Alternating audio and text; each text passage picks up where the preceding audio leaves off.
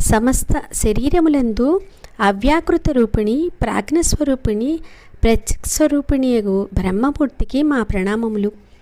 ఆ తల్లిని ఎల్లప్పుడూ స్తుతింతుము అని దక్షాదులు దేవీ పదములకు ప్రణమిలిరి.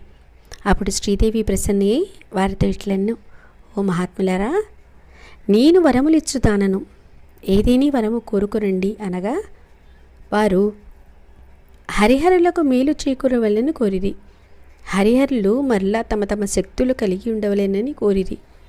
అప్పుడు దేవి, నా శక్తులను అవమానించటవలనే హరిహరులకు ఇట్లు దురవస్థ గురైరి.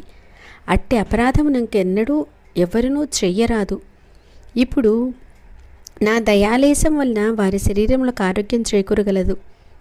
ఆ ఇరువురు శక్తులలో ఒకతే నీ ఇంట మరి ఒకతే క్షీరసాగమును జన్మించగలరు.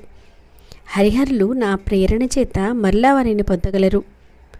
నా ముఖ్యమంత్రము